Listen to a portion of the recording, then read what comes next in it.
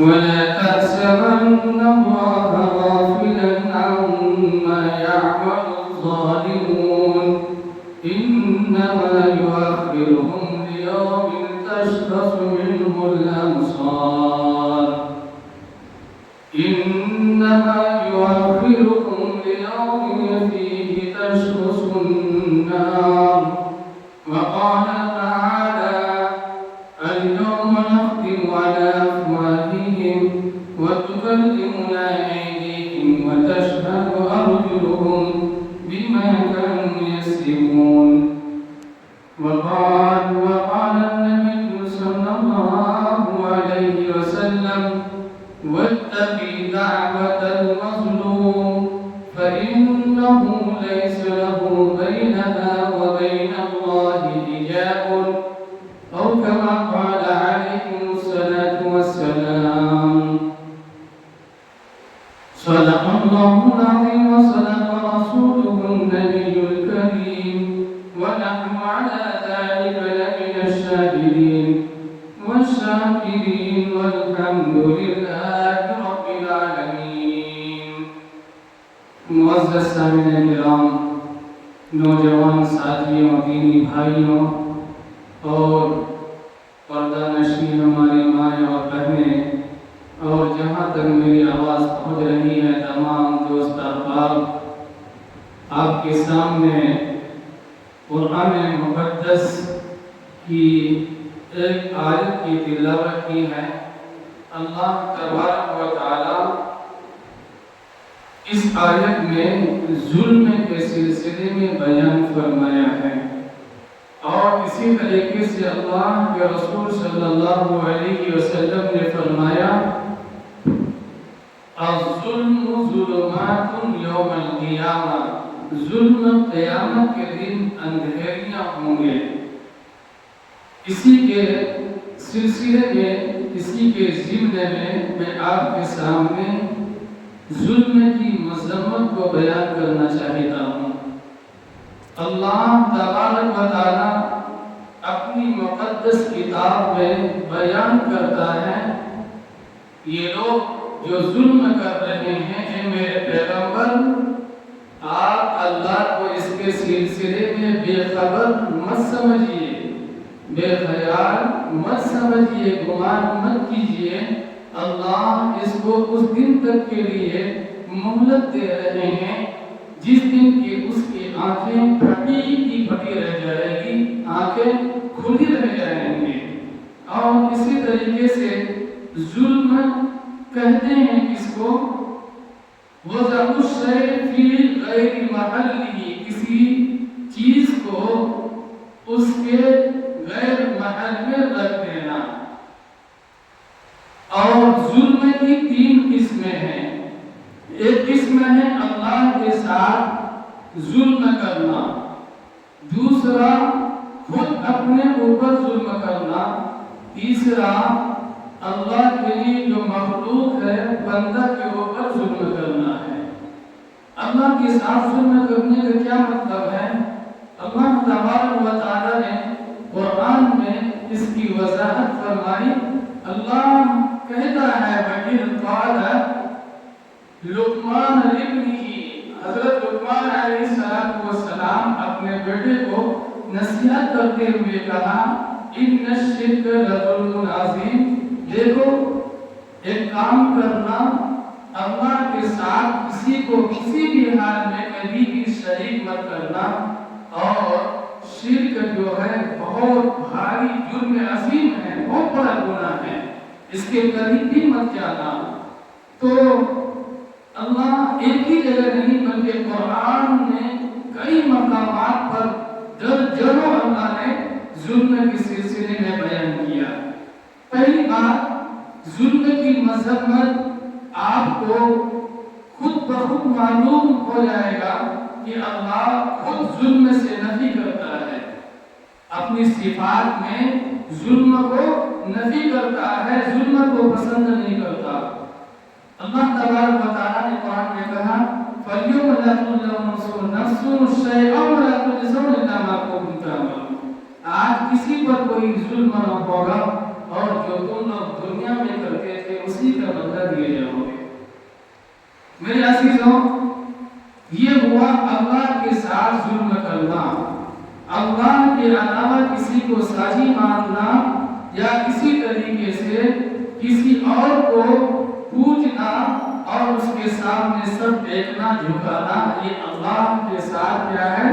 ظلم ہے، اور یہ اللہ کو ناپسند ہے۔ قرآن اللہ تبارک و تعالی قرآن میں واضح طور پر کہا کہ ہر ایک گناہ کی معافی کا اعلان کرتا ہوں، لیکن یہ شرک جو ہے میرے ساتھ کسی کو ساتھی بنا لینا، پرستش کرنا، میں اس کو پسند نہیں کرتا۔ اور ایک ہے خود اپنے اوپر ظلم کرنا۔ اپنے اوپر ظلم کیا ہے کہ انسان گناہوں میں زندگی گزار رہا ہے، عیاشی میں زندگی گزار رہا ہے، شراب جوا میں پڑے ہوئے ہیں، یا اسی طریقے سے وہ رشوت اور سود کا بیاج کا کام کرتا ہے، اور اسی طریقے سے انسان خود اپنے اوپر ظلم کر کے اپنے آپ کو تباہ کر رہا ہوتا ہے۔ انسان گناہ کرتا ہے تو اس کی وجہ سے خود وہ اپنے جسم کو اور اسی طریقے سے اپنی زندگی کو تباہ کر رہا ہوتا ہے۔ اس کے سلسلے میں قرآن نے کہا ان اللہ لا یظلم الناس شیئا ولکن الناس انفسهم یظلمون۔ اللہ وہ ذات ہے کہ اللہ کسی پر کوئی ظلم نہیں کرتا، لیکن یہ بندہ خود گناہ کما کر کے اپنے اوپر ظلم کرتا ہے۔ تیسری شکل میں آپ کے سامنے بیان کرنا چاہتا ہوں، ظلم کی تیسری قسم یہ ہے کہ کوئی بندہ کسی اللہ کے مخلوق پر ظلم کرنا۔ وہ کیسا؟ دیکھیں، کسی نے کسی کے مال کو ہڑپ کر لیا، کسی کے جائیداد پر قبضہ کر لیا، یا اسی طریقے سے کسی یتیم کو ستایا اور اس کے مال کو ہڑپ کر لیتا ہے، یا کسی کی بیوہ کو ستاتا ہے، اس کی جو جائیداد ہے اور اللہ نے اس کو جو کچھ دی ہے اس میں سے کیا وہ قبضہ کر لیتا ہے اور اپنا دھاگ جمع کر کے بیٹھ جاتا ہے۔ اور اسی طریقے سے کسی کو کسی سے قرض لیا، لیکن قرض لے کر کے اس کو دے نہیں رہا ہے تو اور اس کو پھراتا ہے، تو میرے بھائی یہ بھی کیا ہے؟ ظلم ہے۔ کیا ہے؟ ظلم ہے۔ یہ بندوں کے ساتھ کیا ہے؟ ظلم ہے۔ ظلم ایک یہ بھی سمجھیے، نماز کا اللہ نے حکم دیا ہے، نماز نہ پڑھنا یہ بھی ظلم ہے۔ روزہ کا اللہ نے حکم دیا ہے، روزہ نہیں رکھنا یہ بھی ظلم ہے۔ اسی طریقے سے صاحب استطاعت جو ہے، اللہ نے جس کو دولت دی ہے اور استطاعت دی ہے ان کے پاس، لیکن وقت پر وہ حج کے لیے نہیں جا رہا ہے، تو گویا کہ اس نے ظلم کیا۔ اسی طریقے سے صدقہ دینے کا، زکوٰۃ دینے کا حکم ہے، لیکن زکوٰۃ اگر نہیں کر رہا ہوتا ہے تو گویا کہ اس نے ظلم کیا۔ کیا کیا؟ ظلم کیا۔ اور آگے چلیے، کسی نے منع کیا کہ میرے مکان کے سامنے گاڑی مت کھڑی کرنا، لیکن اس کے کہنے کے باوجود بھی گاڑی کھڑی کر دیتا ہے، تو اس نے ظلم کیا۔ کیا کیا؟ ظلم کیا۔ اسی طریقے سے کسی نے اپنی بیٹی کو حق نہیں دیا، یا اسی طریقے سے بہن کو حق نہیں دیا، اللہ نے حکم دیا ہے کہ حق دینا واجب ہے، قرآن کا فیصلہ ہے، لیکن نہیں دے رہا ہے، تو اس نے ظلم کیا ہے۔ کیا کیا ہے؟ ظلم کیا ہے۔ اسی طریقے سے کہتے ہیں کہ بعض لوگ کہ میں نے بہن کی شادی میں 1,000 روپیہ خرچ کیا، بہت روپیہ لوگوں نے خرچ کیا، کھانے پینے میں، بہت ساری چیزوں میں، اور اس وقت بہت روپیہ خرچ کیا تھا، اب اس کے لیے کوئی حصہ نہیں ہے۔ میرے بھائی یاد رکھنا، یہ حق نہیں دیں گے، اور اسی طریقے سے بیٹی یا بہن کو محروم کریں گے تو یہ بھی ظلم ہے۔ کل قیامت میں اس کا خطرناک جواب دینا پڑے گا، سوال کیا جائے گا، اور آپ جواب دینے سے قاصر رہ جائیں گے۔ اسی طریقے سے رشوت، سود، بیاج، شراب، ان چیزوں سے اللہ نے منع کیا ہے، لیکن اس کو کر رہا ہے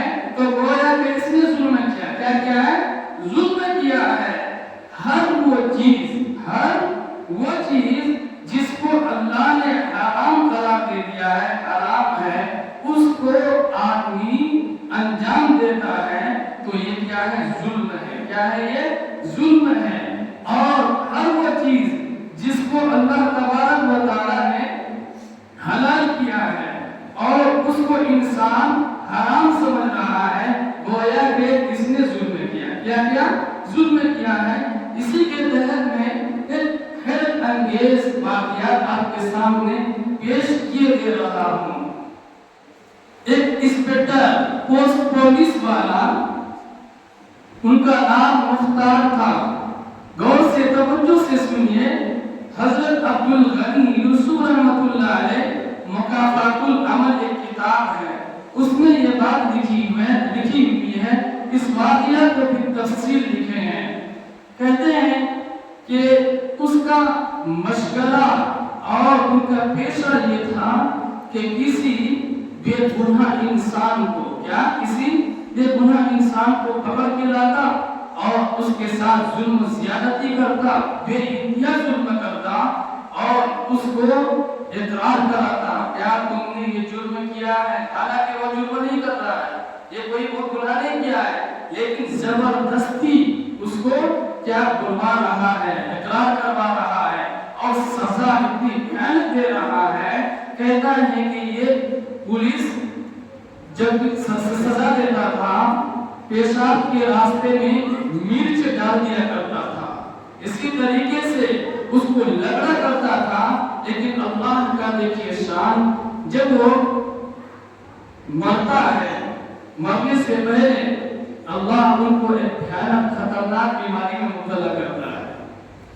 میرے عزیزوں، جب یہ بیماری میں مبتلا ہوا تو اس کو نیند نہیں آتی تھی، بہت پریشان، اور پوری رات اس کو ایسے ہی وہ زندگی گزار دیا کرتے تھے، رات میں نیند نہیں آتی تھی اس کو۔ ان سے پوچھا کچھ ساتھیوں نے کہ وجہ کیا ہے اتنی خطرناک دردناک بیماری، کیا تکلیف، تم نے زندگی میں کون سا ایسا کام کیا تھا جس کی وجہ سے تجھے یہ سزا ملی ہے؟ تو اس نے روتے ہوئے اقرار کیا، کہا کہ دیکھو میں نے اپنی زندگی میں جب نوکری میں تھا میں بے گناہ کو پکڑ کر کے اور اس کو جرم کی کیس میں ڈالا کرتا تھا اور اس سے زبردستی میں اقرار کرواتا تھا جرم کو، اور یہ اس لیے کرتا تھا میں تاکہ میرا پوسٹ بڑھ جائے اور میرا جو ہے نام پیدا ہو جائے، لوگوں میں میرا چرچا ہونے لگے، اس وجہ سے میں نے یہ کام کیا، ہو سکتا ہے اسی کی مجھے کیا بددعا اور سزا مجھے بھی مل رہی ہے۔ اسی طریقے سے ایک کراچی شہر ہے پاکستان میں، وہاں ایک پولیس ایسے ہی کیا کہتے ہیں انسپکٹر تھا، اس کے بھی واقعہ کو نقل کیا ہے۔ کہتے ہیں کہ جو بھی پاتا میں جس کو پاتا راستے چلتے ہوئے اس کو پکڑ کر کے میں ڈال دیا کرتا تھا۔ ایک مرتبہ ہوا یہ کہ میری زندگی جو ہے ہمیشہ رشوت خوری میں گزری، ہمیشہ دوسروں کو لوٹا کرتا تھا، ظلم و ستم کیا کرتا تھا، میری زندگی ایسی گزری۔ ایک مرتبہ ہم دو ساتھی تھے اور کچھ مجرم، دو اور مجرم تھے، اس کو لے کر کے ہم چل رہے تھے، پیدل چل رہے تھے، اور اس مجرم کے ہاتھ میں ہتھکڑیاں ڈالی ہوئی تھی، ہتھکڑیاں ڈالی ہوئی تھی، اور اس نے یہ اجازت طلب کی کہ مجھے ایک نمبر یعنی پیشاب آ رہا ہے، مجھے کچھ منٹ کے لیے جانے کی اجازت دی جائے۔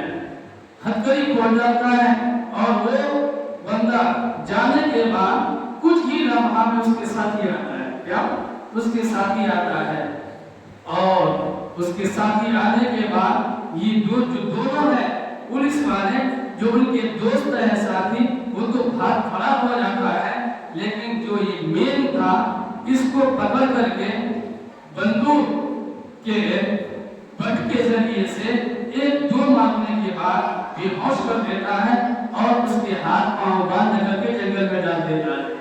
اور توجہ سے سنیں، اس کو ڈال دیتا ہے اور مجرم فرار ہو جاتا ہے، چلے جاتا ہے۔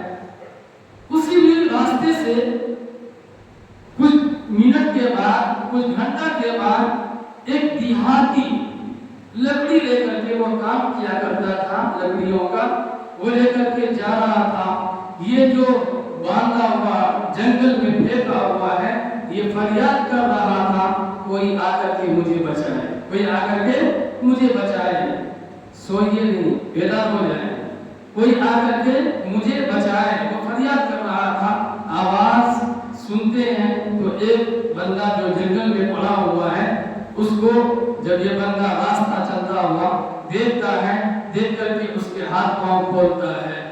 دیکھیے یہ اپنی عزت کو بڑھانے کے لیے، طاقت کو بڑھانے کے لیے اور اسی طریقے سے حکومت میں نام پیدا کرنے کے لیے انہوں نے جو اس کی جان بچائی ہے، اس کو الٹا اس کے اوپر کیس ڈال دیتا ہے اور اس کو ہتھکڑی پہنا کر کے عدالت میں لے جاتے ہیں۔ اور وہ بندہ فریاد کرتا ہے، مجھے کس جرم میں، مجھے کس سلسلے میں مجھے بے گناہ کیا کہتے ہیں پھانسی کے تخت پر مجھے بھیج رہے ہو، میں کوئی گناہ نہیں کیا ہے، تم ایسا کیوں کام انجام دے رہے ہو؟ لیکن یہ کچھ نہیں سنتا، یہ کچھ نہیں سنتا ہے۔ جب رات آتی ہے اور وہ سوتا ہے تو اس کو نیند نہیں آتی، آنکھ لگتے ہی وہ بندہ آتا ہے اور آ کر کے گلا دبانے لگتا ہے اور کہتا ہے کہ ارے کمبخت، میں تو بے گناہ تھا، تیری زندگی بچانے کے لیے میں نے یہ کیا، الٹا تم مجھے پھنسا دیا، اتنا خطرناک کام میں تم نے پھنسایا ہے، میرے خلاف کیس میں مجھے کیس میں ڈال دیا اور اسی طریقے سے میں بچ نہیں پاؤں گا۔ یاد رکھنا کل قیامت میں اس کا جواب دینا ہوگا۔ وہ مجھے دباتا ہے، یہ کون بیان کرتا ہے؟ ایک پولیس انسپکٹر، اور یہ بیان ایک اللہ والے سے کر رہا ہے۔ کہتا ہے کہ ہمیشہ میں بیتاب رہ رہا ہوں، پریشان رہ رہا ہوں، مولوی صاحب آپ اللہ والے ہیں، ایک کام کیجئے، میرے لیے دعا کر دیجئے، میں اس کیا عذاب میں مبتلا ہوں۔ انہوں نے کہا کہ بتا، اپنی زندگی میں نوکری میں جب تم سرکاری ملازم تھے، کام کر رہے تھے، تم نے کسی کے اوپر کچھ ظلم کیا تھا؟ اس نے بتایا کہ حقیقت ہے کہ میں نے ظلم کی پہاڑ توڑ دی ہے، میں بے انتہا ظلم کیا ہوں، ہو سکتا ہے اسی ظلم کی سزا مجھے ابھی مل رہی ہے۔ یاد رکھیے میرے عزیزوں، ان کی زندگی ایسے ہی تڑپ تڑپ کر کے وہ کیا مر جاتا ہے، اس کی زندگی ختم ہو جاتی ہے۔ اور اسی طریقے سے اور ایک مشہور و معروف واقعہ ہے، اس کو کتاب میں تفصیلی طور پر لکھے ہیں۔ کہتے ہیں کہ ایک مچھیرا تھا، کیا ایک مچھیرا تھا، غور سے سنیے توجہ سے۔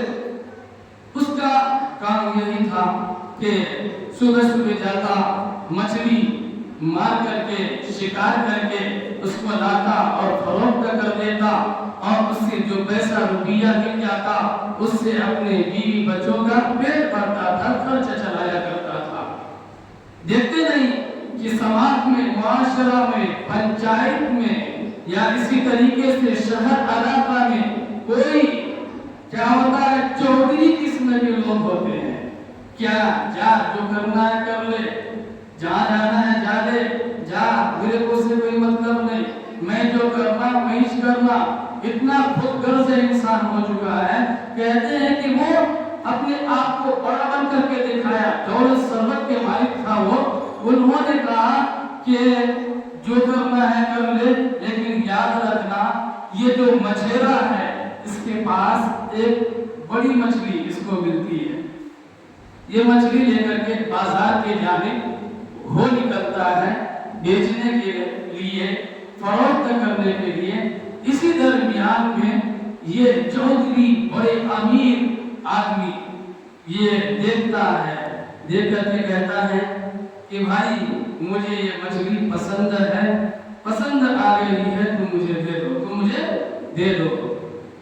اس مچھیرا نے کہا کہ دیکھو بھائی، میرا پیشہ یہی ہے، میں شکار کر کے مچھلی اس کو فروخت کرتا ہوں، اس سے 1-2-3 روپیہ کما کر کے اپنے بچوں کو کھلاتا پلاتا ہوں، گھر کا خرچہ چلاتا ہوں، اس کی قیمت ادا کرنی ہوگی۔ اس نے کہا ارے تجھے معلوم نہیں ہے، میں یہاں کا چودھری ہوں، لیڈر ہوں، میں یہاں کا مکھیا ہوں، میں سرپنچ ہوں، میں کیسے دینا، میرے سے مانگ رہا ہے تو پیسہ، میرے سے لیتا تو پیسہ، ایسا کیسا، یہ تم مجھے پہچانا نہیں ہے؟ تو اس نے کہا کہ بھائی آپ کچھ بھی ہیں، خیر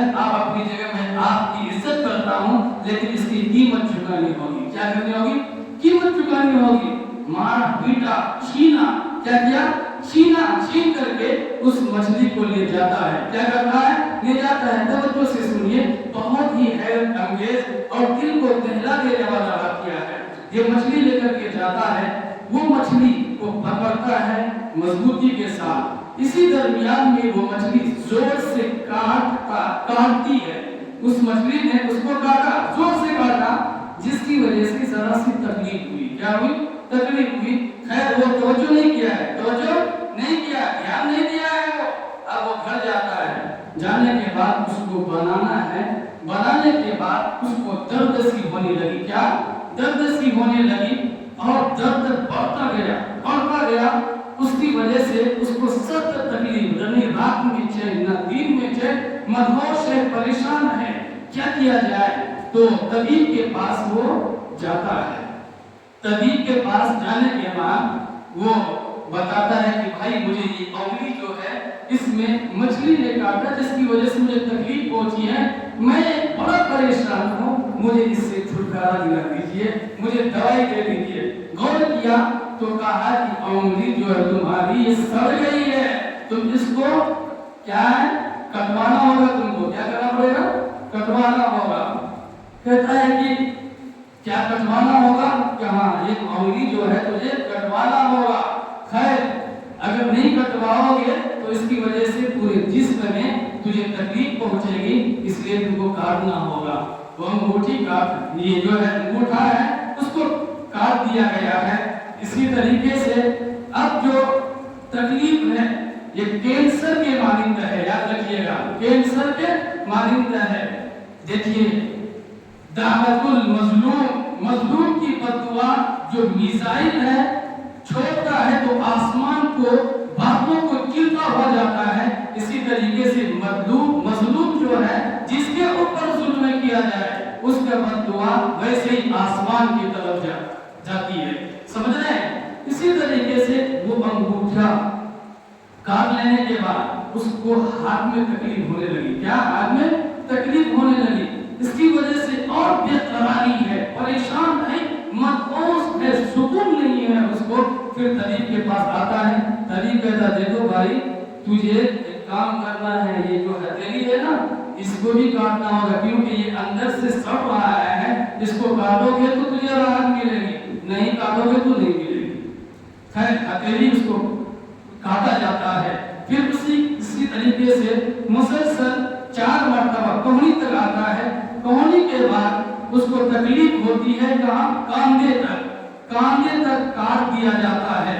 وہ روتا ہوا چلاتا ہوا راستہ گزرتا ہے۔ یاد رکھیے گا پہلے دور میں بے ہوش کر دینے والا کوئی آلہ نہیں ہوا کرتے تھے، ذرائع نہیں ہے، تو اس وقت اگر اس وقت کاٹا جاتا ہو تو تکلیف کتنی ہوتی ہوگی۔ آج کل ایسے ہیں جو کہ بے ہوش کر دے رہے ہیں، پتہ نہیں چلتا ہے، لیکن اس وقت کیسے آلہ کا استعمال کیا کرتا ہوگا۔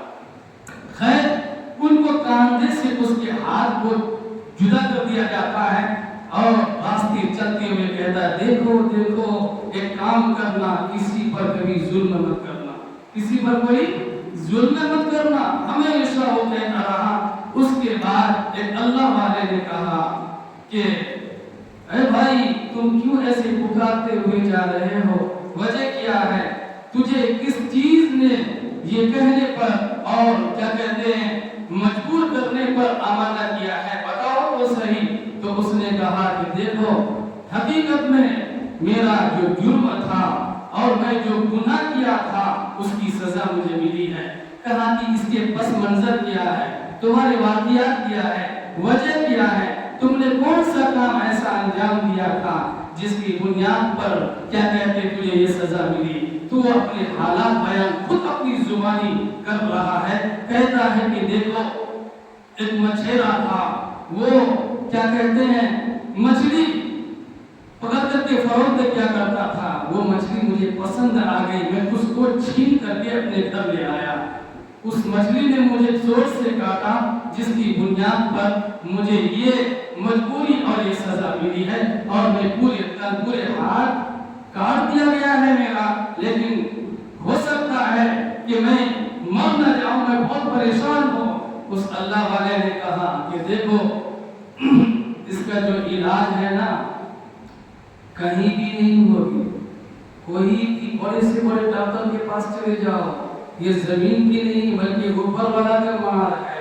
याद रखना, जिसके तुम हक को छीना था और उससे छीन करके मछली तुमने लिया है, जाओ उससे पहले माफी मांग लो। क्या करो? माफी मांग लो। अगर नहीं मांगोगे तो पूरा जो धर है, जिस्म है, जसद है, ये काट दिया जाएगा, लेकिन ये सब नहीं मिलेगा, मर जाओगे ऐसे। वो जाता है भागता हुआ, ढूंढ रहा है, एक साहिल के पास जाता है और उस नदी में वो मछेरा मछली का शिकार कर रहा है और उससे कहा, भाई मुझे पहचाने।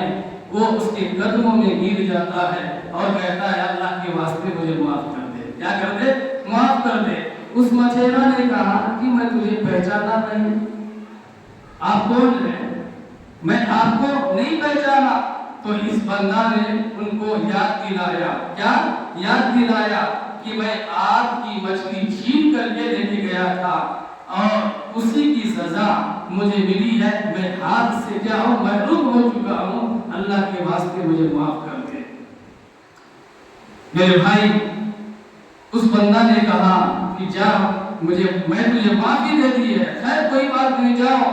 तो उस चौधरी और मुखिया, लीडर इंसान, अमीर, बड़े आदमी, उसने कहा कि ए अल्लाह के बंदा, एक बात बता दे मुझे कि तुम से जब मैं मछली छीनी थी तो बताओ तुमने कौन सी बदुआ की थी, क्या कहा था तुमने अपने रब से? तो उसने जवाब देता है, मैंने अपने रब से कहा, ए अल्लाह ये अमीर है, मैं फकीर हूँ, ए अल्लाह ये गनी है, हम कमजोर हैं, नागर हैं, अल्लाह अपनी ताकत के बल पर मुझसे लूटा है ये, अल्लाह तू इतना शान वाला है, तू अपना जोर तो दिखा दे, अपना करिश्मा तो दिखा दे।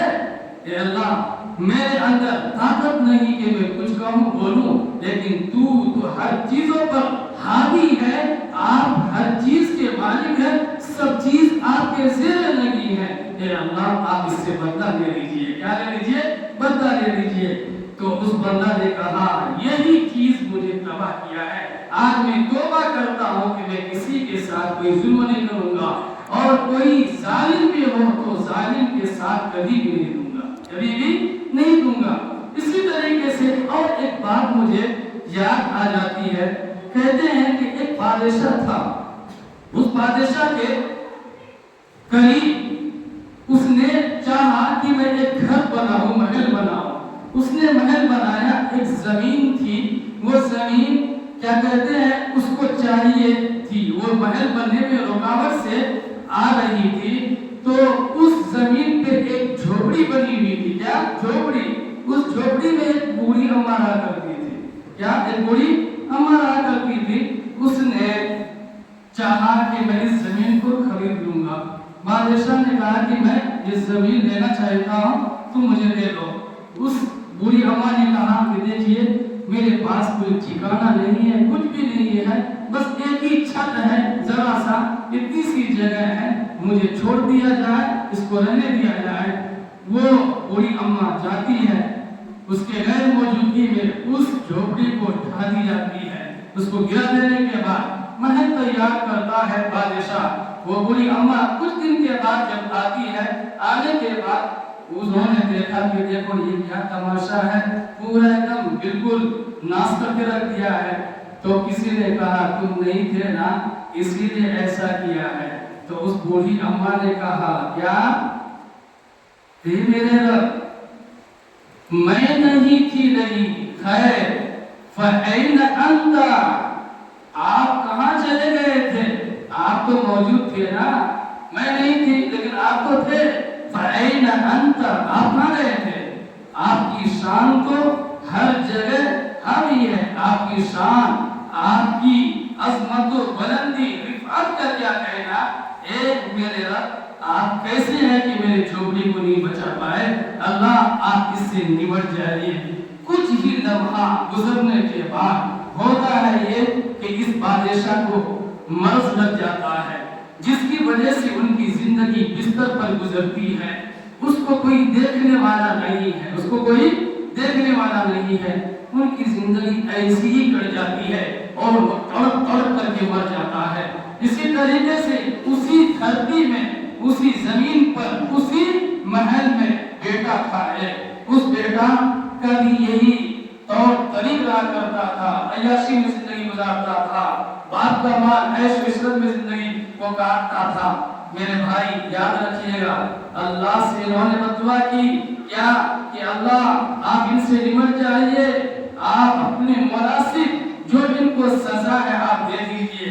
اللہ کی مار دیکھے، لاٹھی میں آواز نہیں آتی، ایک جان کی بدلے دو جان جا رہے ہیں، بیٹا بھی چلا گیا، سب چلا گیا، ساری چیز یوں کا تو ویسے رہ گئی۔ میرے عزیزوں، جو بھی ظالم گزرا ہے یاد رکھنا، اس کی زندگی کیا ہمیشہ وہ پریشان ہو کر کے، مدہوش ہو کر کے، بے قراری کے عالم میں زندگی گزار کر کے جاتا ہے۔ اسی طریقے سے اور ایک بات سمجھ لیا جائے کہ دیکھیے قرآن میں اللہ نے کہا کہ دیکھو یہ ظلم ہے، ظلم سے میں نفی کرتا ہوں، میں ظالم نہیں ہوں، میں نہیں چاہتا کہ میرے بندہ کسی کے اوپر ظلم کرے یا اسی طریقے سے کسی کے اوپر ظلم کیا جائے۔ میرے عزیزوں، اللہ تبارک و تعالیٰ کا فیصلہ ہے، جو بھی انسان جس طریقے سے زندگی یہاں سے گزار کے جاتا ہے، اس کی موت بھی ویسی ہی آتی ہے، اس کی موت بھی ویسے ہی آتی ہے۔ کما تدین تدان، جیسا کرو گے ویسا بھرو گے۔ میرے بھائی اسی کے ضمن میں اور ایک واقعہ سن لیجئے۔ کہتے ہیں کہ ایک انسان ہے، وہ تاجر تھا۔ کیا تھا؟ وہ تاجر تھا، تجارت کیا کرتا تھا، اور تاجر کا قافلہ جا رہا تھا، اس میں وہ سوار تھا، اور انہوں نے ارادہ کیا کہ ہم لوگ جائیں گے، حج کرنے کے لیے جائیں گے۔ سنیے غور سے، حج کرنے کا سفر کے ارادہ سے جا رہا ہے، راستہ میں بیماری لگ جاتی ہے، طبیعت خراب ہو جاتی ہے، جس کی وجہ سے آگے کا وہ منزل طے نہیں کر پاتا ہے۔ انہوں نے کہا کہ میں بس کرتا ہوں، نہیں میرے سے نہیں ہوگا، بس میں پریشان ہوں، میرا جانا محال ہو رہا ہے، میں نہیں جا سکتا۔ علاج معالجہ کیا گیا، اس کو افاقہ نہیں ہوا، افاقہ نہیں ہوا، وہ اس حال میں اسی طریقے سے تڑپتا ہوا مر جاتا ہے۔ ایک بوڑھی اماں تھی، اس کے ہاتھ سے کدال منگایا اور کچھ چیزیں منگا کر کے قبر کھودی گئی۔ جس جگہ بھی قبر کھودتا وہاں سے اژدہا نکل رہا ہے۔ کیا؟ اژدہا۔ میرے بھائی کتابوں کی مطالعہ سے، حدیث کی کتابوں سے میں یہ بات آپ کے سامنے بیان کر رہا ہوں۔ سنیے، ایک جگہ کھودے وہاں بھی وہی حال، دوسری جگہ وہی حال، تیسری جگہ وہی حال، عجیب و غریب سی بات ہے۔ تو کسی نے کہا کہ وجہ کیا ہے، یہ کیا کیا کرتا تھا، اس کی جو زندگی تھی، یہ جو پہلی زندگی گزار کے آیا، اس کا کیا ہے بتاؤ تو صحیح۔ تو ایک اللہ کے ولی محبوب بندہ ہے، انہوں نے کہا کہ دیکھو ہو سکتا ہے ان کی زندگی ایسے ہی گزری ہوگی، ایک کام کرنا، جہاں بھی تم قبر کھود رہے ہو، اژدہا نکلے کچھ بھی نکلے اسی میں دفنا دو، تم پوری دنیا کی زمین کھود دو، لیکن یہ عذاب ہٹنے والی نہیں ہے۔ سمجھ رہے ہیں؟ کھود کر کے اس میں ڈال دیا جاتا ہے، اور یہ بری اماں جو تھی کدال کہتی کہ دیکھو میں دے رہی ہوں، لیکن لوٹاؤ گے صحیح سالم، پھر دوں گی، نہیں تو نہیں دوں گی میں۔ تو وہ لوٹانا کیا تھا، وہ بھول جاتے ہیں، وہ کدال قبر میں رہ جاتا ہے، اور اس کو دونوں ہاتھ سے باندھا ہوا اس کدال میں وہ ہے، اور وہ اژدہا لپٹا ہوا ہے۔ میرے عزیزوں، جب یہ بات کدال لینے کے لیے قبر میں جاتا ہے تو حقیقت میں پہلے کے واقعات سے بہت سارے سبق ہم سب کو ملتا ہے۔ سمجھ رہے ہو بھائی؟ تو اس کدال کو نکالنے گیا تو دیکھا یہ منظر ہے، تو وہاں کے لوگوں سے معلوم کیا کہ کیا وجہ ہے، تو بتاؤ تو صحیح۔ ان کی بیوی تھی، رو رہی تھی، اور ان کی بیوی سے کہا کہ کیا کام کیا کرتا تھا یہ، جس کی وجہ سے ایسا دیکھنے کو ملا ہے، بتاؤ۔ تو اس کی بیوی، یاد رکھیے گا، بیوی ساتھی ہے، ساتھی ہے، ہم سفر ہے، ہم راز ہے، ہر لمحہ کے ساتھی ہے۔ انہوں نے کہا کہ دیکھو، یہ بات کر کے میں ختم کر دوں گا، یہ میرے جو شوہر تھا، تجار تھا، تجارت کیا کرتا تھا، ان کے ساتھ میں ایک اور دوست تھے، پارٹنر شپ جسے کہتے ہیں، انہوں نے ان کا کام تھا کہ دوسروں کو ٹوپی پہنانا، اوپر میں اچھا مال رکھ کر کے نیچے خراب مال کے فروخت کرنا، اور یہ مشغلہ تھا اور یہ چاہتا تھا میں پیسے میں آگے بڑھوں، کیا کروں آگے بڑھوں۔ لیکن فرعون نے آخرت کو کچھ نہیں سمجھا، اسی طریقے سے یہاں تک اس کی ظالمانہ حرکت ہے، یہ چاہا کہ میں اپنی دوست جو ساتھی ہے نا اس کو میں قتل کر دوں گا، پوری چیز میری ہو جائے گی، پوری چیز میری ہو جائے گی، کیا ہو جائے گی؟ پوری میری ہو جائے گی۔ انہوں نے اس کو قتل کر ڈالا اور پوری زمین اور جائیداد تجارت پر انہوں نے قبضہ کر جمایا۔ اسی حرام کے روپیہ سے حج کے لیے روانہ ہو رہا تھا، اللہ کو یہ منظور نہیں تھا، بیچ راستہ میں اس کی روح قبض کی جاتی ہے اور اسرائیل علیہ السلام آ کر کہتے کہاں چلے؟ ہو گیا، بس بس بس۔ دعا فرمائیں جو باتیں کہی گئی رب ذوالجلال ہم سب کو کہنے سننے سے زیادہ عمل کی توفیق عنایت فرما۔ اللہ ان واقعات سے قصص سے ہم سب کو عبرت حاصل کرنے کی توفیق مرحمت فرما۔ اے اللہ ظلم و زیادتی سے کوئی بھی کسی بھی بندہ پر کوئی ظلم نہ کرے، اللہ ہم سب کو ایسی زندگی عنایت فرما۔ اللہ اپنے محبوب چنیدہ پسندیدہ بندوں میں ہم سب کو شامل فرما۔ اللہ ہماری اس دعاؤں کو اپنے فضل و کرم اپنے حبیب کے صدقے طفیل سے قبول فرما۔ آمین وصلی اللہ علی النبی الکریم والحمد للہ رب العالمین۔